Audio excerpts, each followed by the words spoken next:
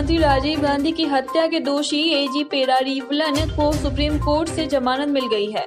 उसकी जल्दी रिहाई होगी। उसे उम्र कैद हुई थी। वह 32 साल की सजा काट चुका है। अदालत ने उसे अच्छे आचरण, शैक्षिक योग्यता और बीमारी के आधार पर जमानत दी। इस मामले में 7 लोगों को उम्र कैद हुई थी। इनमें से 6 अभी जेल में हैं। 14वें दिन युद्ध के बाद रूस यूक्रेन में समझौते की कोशिश होगी। अब तक ये बैठक अधिकारी स्तर पर हो रही थी, लेकिन अब पहली बार 10 मार्च को मंत्री स्तर पर वार्ता होगी। तुर्की में यूक्रेन और रूस दोनों देशों के विदेश मंत्री चर्चा करेंगे। तुर्की नाटो का सदस्य है, लेकिन उसके संबंध दोनों देशों से अच्छे हैं। इस बैठक से पहले ही यूक्रेन के राष्ट्रपति के तेवर नरम पड़ते दिखाई दे रहे हैं। युद्ध से तबाह यूक्रेन के तेवर में नरमी के संकेत एक अमेरिकी मीडिया के जरिए मिले हैं, जिसके मुताबिक यूक्रेन के राष्ट्रपति ने नाटो पर बड़ा बयान दिया है। जेलेंस्की ने कहा है कि नाटो हमें स्वीकार करने के लिए तैयार नहीं है, इसलिए हमारा भी जोर अब नाटो पर नहीं है। साथ ही नए मान्यता प्राप्त देशों पर चर्चा के लिए भी जेलेंस्की ने नर्म रुख दिखाया। 10 मार्च को 5 राज्यों के चुनावी नतीजे आने वाले हैं। उससे पहले ही आरोप प्रत्यारोप का दौर शुरू हो गया है। उत्तर प्रदेश में अलग अलग मतगणना केंद्रों पर सपा और दूसरी पार्टी के नेता पहरा देते रहे। इस बीच सपा प्रमुख अखिलेश यादव ने ईवीएम से छेड़छाड़ के आरोप लगाने शुरू कर दिए हैं।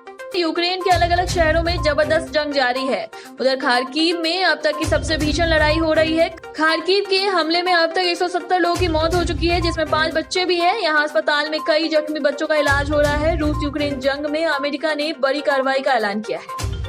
यूपी में काउंटिंग से पहले ईवीएम और बैलेट बॉक्स की छेड़छाड़ को लेकर मंगलवार को 5 शहरों में जमकर हंगामा हुआ। सबसे ज्यादा बवाल वाराणसी में हुआ। यहाँ पहरिया मंडी स्थित स्ट्रांग रूम के बाहर एक गाड़ी में से ईवीएम मिली। यह खबर लखनऊ पहुंची तो अखिलेश यादव ने प्रेस कॉन्फ्रेंस की। उन्होंने ईवीएम की रक्षा की अपील की। उधर हजारों की संख्या में सपा कार्यकर्ता पहरिया पहुंच गए और खूब हंगामा हुआ। भारतीय प्रधानमंत्री नरेंद्र मोदी के आह्वान पर रूस और यूक्रेन ने जंग को बीच में रोककर बाहरी लोगों को निकालने के लिए गलियारे बनाए। पीएम मोदी की इस मानवीय पहल की विरोधी देश भी तारीफ कर रहा है।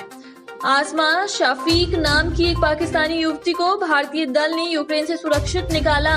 वह जल्द अपने स्वदेश पाकिस्तान लौटेंगी। भारत की सहायता के लिए आसमा ने प्रधानमंत्री नरेंद्र मोदी और भारतीय दूतावास का आभार जताया। आज सदन में वित्त मंत्री ने राज्य का बजट पढ़ना शुरू किया। विधानसभा सदन में वित्त मंत्री जगदीश देवड़ा दूसरी बार राज्य का आज बजट पेश कर रहे हैं। बजट पेश करने से पहले वित्त मंत्री ने इस बार के बजट को जनता की उम्मीदों वाला बताते हुए जनहित वाला बजट बताया।